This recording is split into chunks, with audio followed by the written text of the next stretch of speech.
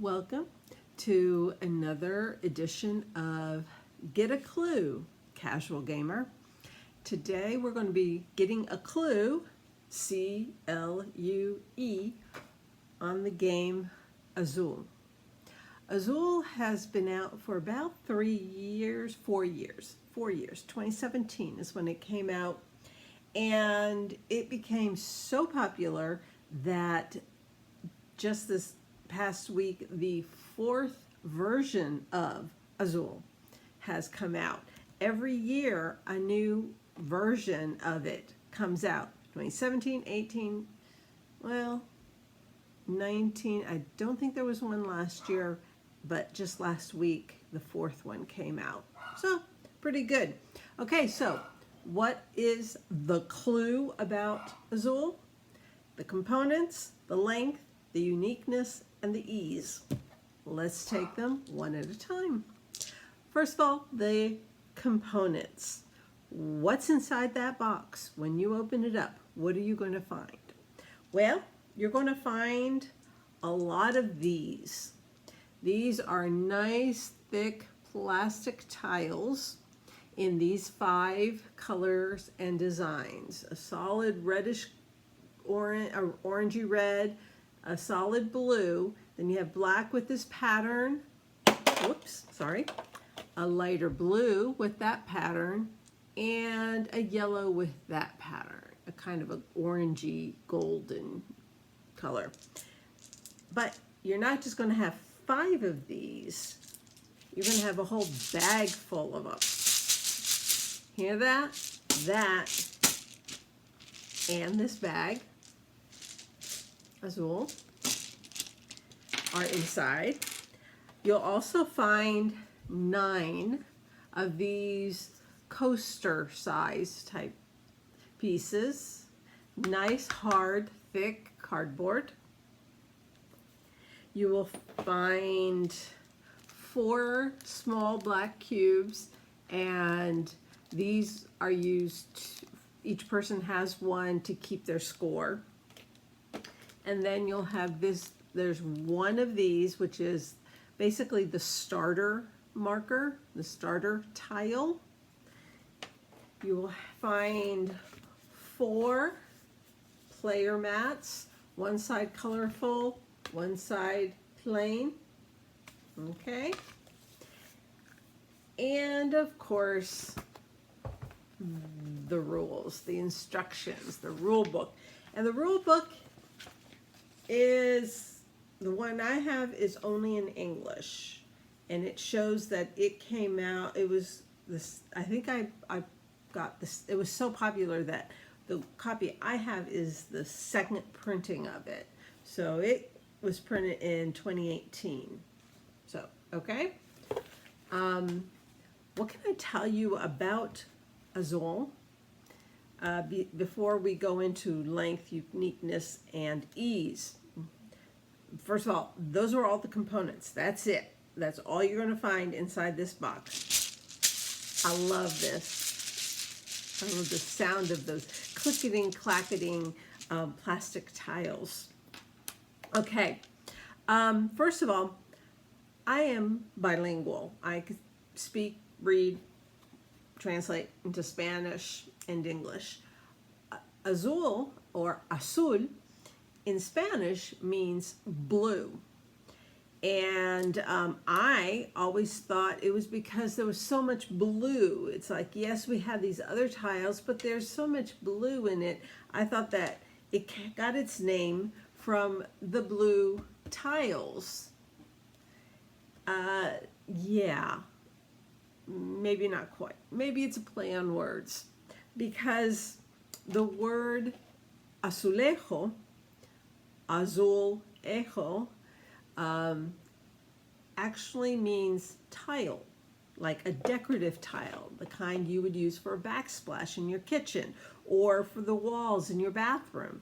So you have these tiles, or these azulejos, kind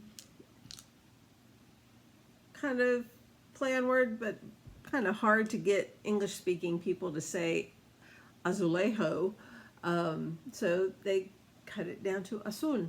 Azul. Now, I also come to find out that it's not Spanish necessarily, but rather Portuguese, because blue in Portuguese is spelled the same way. It's Azul, Azul. But also the tile in Portuguese is spelled exactly the same as Spanish. It's pronounced differently, but it's spelled the same. It's azulejo, azulejo, as opposed to azulejo. So here we have a play on words. So there's your little lesson, your Spanish and Portuguese lesson for today. Where they got the name from, of course, the game itself is by someone whose name is definitely not Spanish or Portuguese. Kiesling, Michael Kiesling. Anyway, so that's a little background there. But there's something else to know. In 2018, if you watched one of my other videos or recordings, whatever you want to call these, you'll know that I talked about the Spiel des Jahres, which is the Game of the Year, German for Game of the Year. And there is, since 1979, there has been this award. And in 2018, guess who won Spiel des Jahres? Spiel des Jahres, Azul. So we already know, excellent game, wonderful components, well made, good, chunky. You feel like you're holding on to something. Even your personal game board, that little black tile the cube will keep score here, and the tiles go here ultimately, and you hope not to have too many down here. So those are components.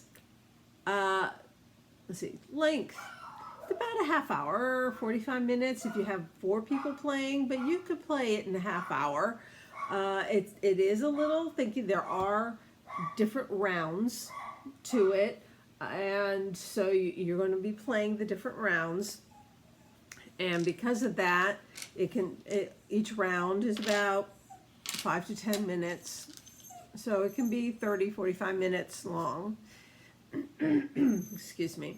So length is about 30-45 minutes, depending on the people and how long each person takes to decide what tiles they want and the placing of their tiles. Uniqueness, again, let's just go with tiles, just like dominoes. You got these nice, and they're thick, and they're about the thickness of a domino, maybe a little bit thicker, and a little bit smaller than half of, a half side of a domino. But it's a nice size. It's a nice feel. And really, you're making patterns. You're doing sets.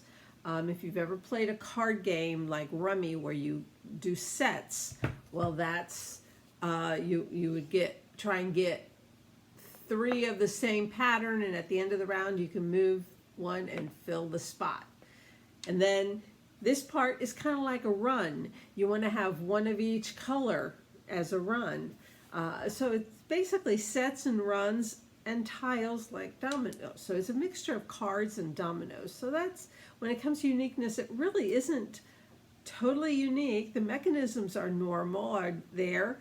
You're choosing what you want, and you're placing them where you want. That's it. When it comes to ease, well, how easy is it to learn, teach, play? How easy is it to find, and how easy is it on the pocketbook? Well, we start with ease of learning. This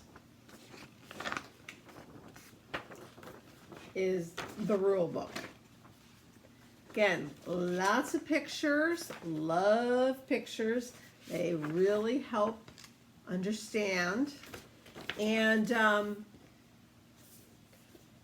that's it. I mean, my copy only has the instructions in English. So that is the rule book. again, when it's just one sheet like this, you know it can't be too complicated. It's not that complicated. So this is Azul. So ease of learning, teaching, it's a little bit more than some of the other games I've talked about, but it's not difficult. And once once it clicks, you're like, oh yeah, I was like, I can make sets of 3, I can make sets of 4, sets of 5. You can actually hold over from one round to the next. If you can't finish one off in one round, you can just finish it off in the next round.